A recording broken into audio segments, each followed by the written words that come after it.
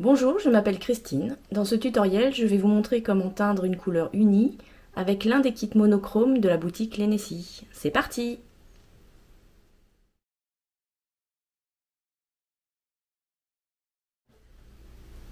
Le kit monochrome est composé de la laine à teindre, donc un ou plusieurs échevaux selon le kit. C'est de la laine 80% Mérinos extra fin superwash et 20% nylon. D'autant de liens qu'il y aura des chevaux.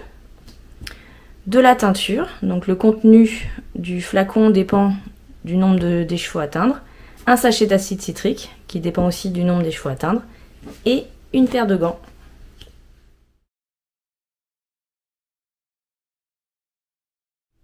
Pour faire chauffer la laine, vous allez avoir besoin d'une poêle, d'une casserole, d'un faitout, sachant qu'une fois que vous faites de la teinture dans cette casserole ou cette poêle, vous ne pouvez plus le réutiliser en cuisine. Donc ça, c'est la première chose. Et la deuxième chose, il faut aussi prendre un contenant qui soit assez grand pour le nombre d'échevaux que vous allez pouvoir teindre. Donc là, par exemple, si je teins 4 échevaux, peut-être qu'un faitout de type couscoussier sera nécessaire. Pour 1 ou 2 écheveaux, on peut utiliser une poêle un peu plus petite. Si vous avez peu d'échevaux à teindre et que vous ne voulez pas utiliser une poêle ou une casserole exprès pour la teinture, vous pouvez aussi faire l'acquisition d'un plat en verre et faire cuire au bain-marie.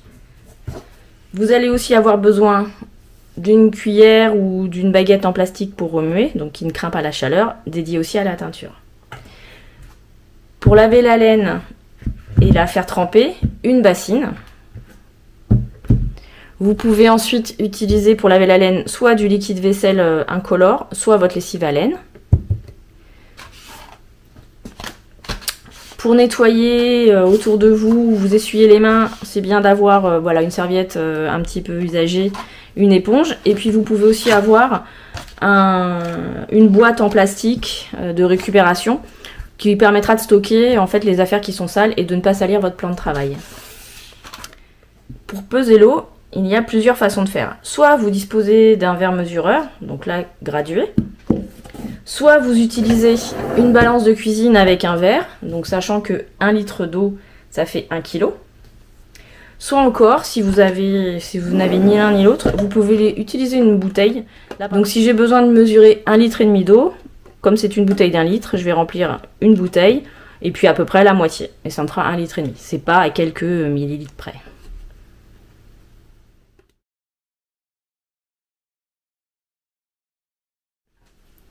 La teinture de ce kit va se faire en 5 étapes. La première étape, c'est préparer les chevaux, c'est-à-dire mettre les liens nécessaires. La deuxième étape, on va faire tremper la laine. La troisième étape, c'est la préparation du bain de teinture.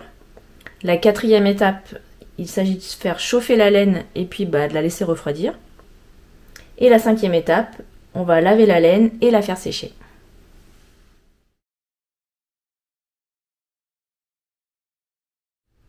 On va maintenant préparer les chevaux pour la teinture. Donc préparer les chevaux, c'est-à-dire mettre des liens en nombre suffisant pour éviter que les fils s'en mêlent pendant la teinture. Donc là dans le kit, le ou les écheveaux que vous allez trouver ont déjà 4 liens. Et pour faciliter la manipulation de l'écheveau pendant qu'on teint, donc pour le rentrer ou le sortir de l'eau, on va lui rajouter un lien repositionnable. Donc là, il suffit de le mettre autour de l'écheveau et de serrer. Ensuite, pour l'enlever, il suffira d'appuyer sur la languette et de retirer. Voilà, notre écheveau est maintenant prêt à être trempé.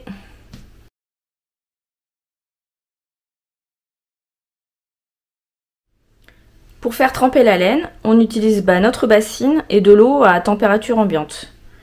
Donc là, j'ai mis 2 litres d'eau dans la bassine, puisque je n'ai qu'un seul écheveau. Si vous avez plusieurs écheveaux, il faut peut-être mettre un petit peu plus d'eau, histoire que on puisse bien immerger la laine. Donc là, la laine est complètement dans l'eau. On va laisser le ou les écheveaux tremper pendant 30 minutes. Et puis quand on récupérera les écheveaux, on ne jettera pas l'eau.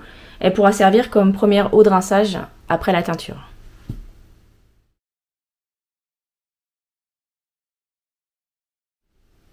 On va maintenant préparer le bain de teinture. Donc pour cela, j'ai mis mes gants. Donc on va prendre le récipient dans lequel on veut faire chauffer notre laine. le flacon de teinture. On va mélanger le flacon. On va ouvrir le flacon et mettre son contenu dans le récipient pour chauffer. Ici, j'ai gardé à proximité ma petite boîte en plastique qui me sert à mettre ce qui a été sali par la teinture. Et là, j'ai aussi préparé de l'eau. Donc je vais verser un petit peu d'eau dans la bouteille, enfin dans le flacon, pour récupérer les derniers pigments. Et je vide encore une fois le contenu du flacon.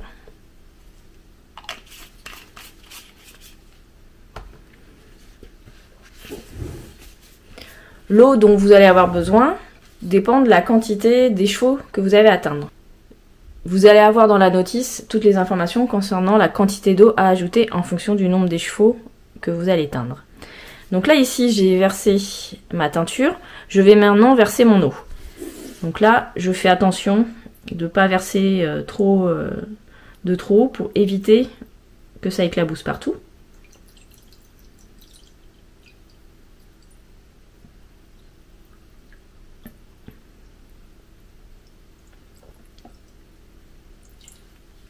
Voilà, j'ai versé ma quantité d'eau. Donc il faudra bien faire attention quand vous ferez votre teinture que le contenant soit assez grand pour pouvoir accueillir toute l'eau dont vous allez avoir besoin, plus les échevaux. Et une fois que j'ai versé ma teinture et mon eau, je vais mélanger une première fois. Et je vais maintenant pouvoir ajouter l'acide citrique. Donc l'acide citrique qui est contenu dans le sachet. La quantité d'acide citrique à mettre dépend en fait du volume de l'eau, puisque en fait c'est l'acide citrique qui donne l'acidité. Et en fait plus on met d'acide citrique dans un volume d'eau donné, plus le pH sera acide. Donc là il est important de respecter la quantité d'eau indiquée dans la notice par rapport au contenu du sachet et du nombre d'échevaux à atteindre. Donc c'est pas à quelques centilitres près, mais il faut rester quand même dans les proportions indiquées dans la notice. Donc là, j'ai fait le mélange pour un écheveau.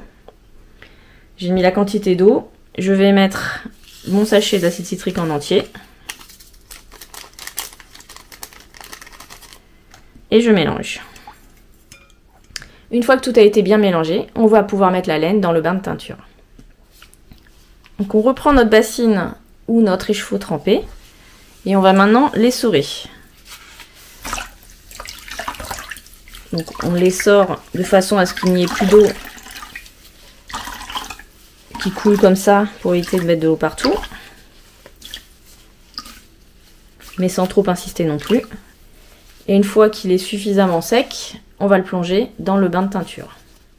Donc là, comme l'acide est déjà contenu dans l'eau, la teinture va déjà commencer à prendre sur votre écheveau. Donc si vous voulez quelque chose de plutôt uniforme, on va essayer de mettre l'écheveau en une seule fois.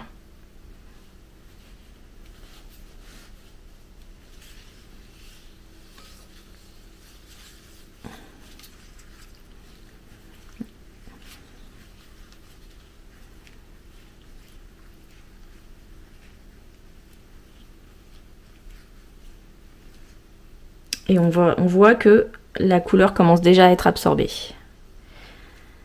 Donc là, j'ai effectivement un petit récipient. Je choisis ce récipient pour que vous voyez bien comment ça se passe. Normalement, vous allez avoir plus d'eau, plus de place pour faire circuler votre teinture. Là, bon, j'y mets les mains avec les gants parce que personnellement, j'aime bien mettre les mains. Mais vous pouvez aussi uniquement vous servir du lien pour bouger votre écheveau et ne pas mettre les mains dans la teinture. Là, voilà, je fais circuler à la main, on va dire, les pigments dans la laine. Alors, en faisant circuler, je me rends compte qu'il y a des zones qui sont plus blanches, notamment au niveau du lien.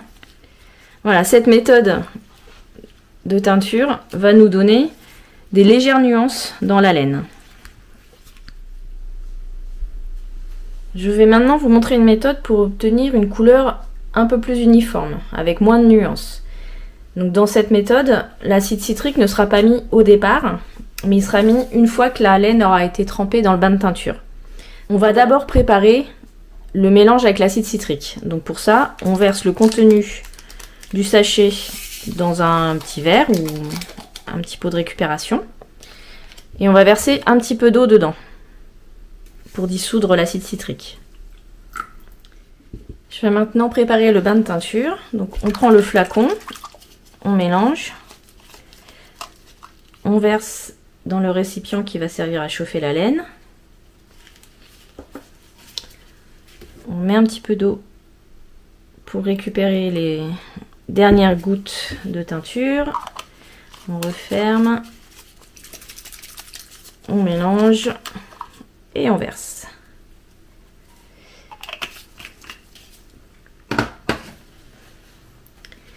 On va maintenant ajouter de l'eau, doucement pour éviter d'éclabousser.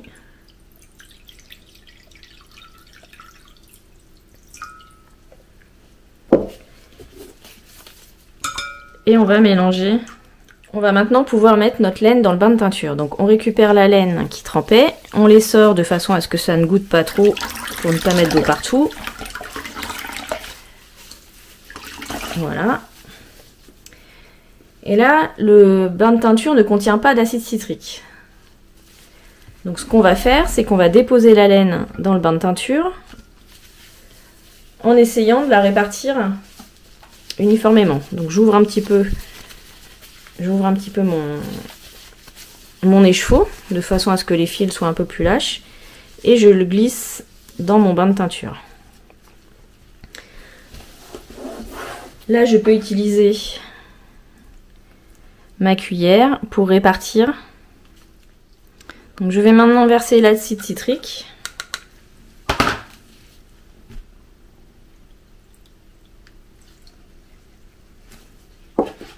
Et mélanger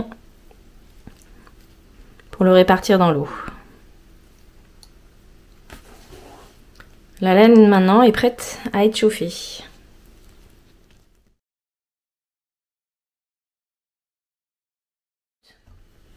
On va maintenant pouvoir faire chauffer la laine. Donc soit vous aviez votre laine directement dans votre poêle casserole ou dans votre faitout et vous le mettez sur votre cuisinière.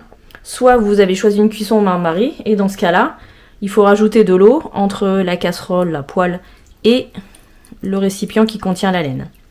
Donc il faut qu'il y ait toujours de l'eau, il faut qu'il y en ait suffisamment pour que la cuisson puisse tenir pendant 45 minutes sans que l'eau s'évapore complètement. Quelle que soit la méthode que vous utilisez, on va faire chauffer la laine pendant 45 minutes à feu moyen. Donc ça dépend de votre table de cuisson, mais l'idée c'est d'arriver juste avant l'ébullition. Il ne faut pas non plus que ça bout, il faut être juste avant. Une fois que la cuisson est terminée, on laisse la laine refroidir dans son eau de cuisson. Donc, vous pouvez sortir la laine à partir du moment où elle est redevenue à température ambiante, donc elle est manipulable. Sinon, vous pouvez la laisser toute la nuit et la récupérer le lendemain. Et ensuite, on pourra la laver.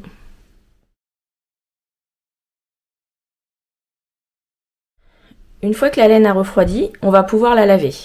On va d'abord la rincer dans l'eau qui a servi à tremper pour enlever les derniers résidus de pigment. Donc, on la sort de son plat de chauffage. On l'égoutte. Et on la met à tremper dans la bassine.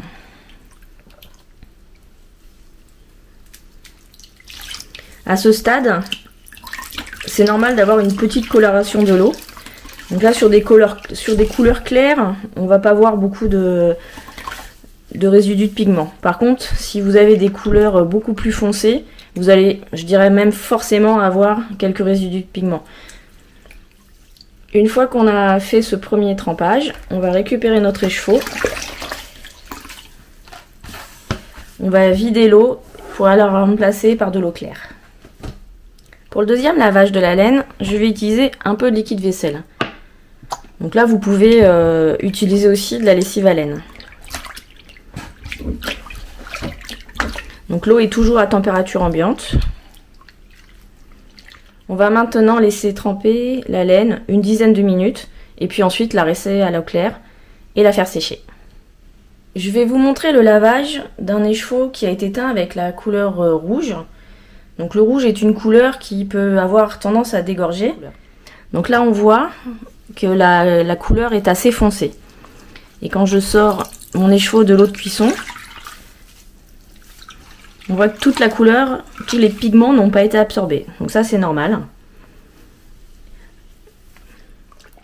Quand on fait le premier rinçage de l'écheveau, on voit que l'eau est teintée. Donc là on va vider cette eau et la remplacer par de l'eau claire. J'enlève mon écheveau de sa première eau de rinçage et j'essaye de l'égoutter au maximum.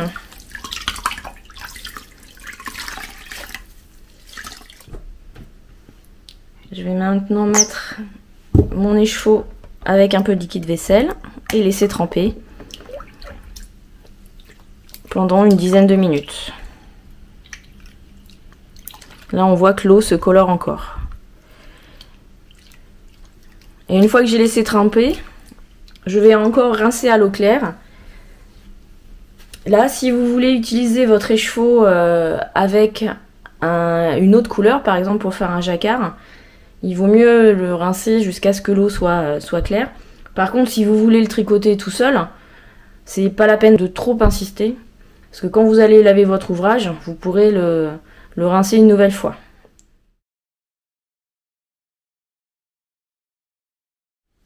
La laine est maintenant sèche. Si l'on regarde de plus près, on peut voir que la laine rose est légèrement plus nuancée que la laine verte. Ici, on voit que c'est un petit peu plus clair, et à d'autres endroits, ça sera un petit peu plus foncé. La laine verte présente quand même de subtiles variations de couleurs, et c'est ce qui donne ce charme à la teinture faite main, à mon avis. Et voici l'écheveau teint en rouge, qui a nécessité 5 rinçages dans la bassine avant que l'eau ne soit claire, mais on peut voir sur cet échantillon qu'après les rinçages, la teinture rouge n'a pas dégorgé sur le blanc. J'espère que vous aurez pris plaisir à réaliser votre teinture à la main. Il y a d'autres coloris disponibles dans la boutique. Et j'espère que vous apprécierez tout autant de la tricoter ou de la crocheter. À bientôt!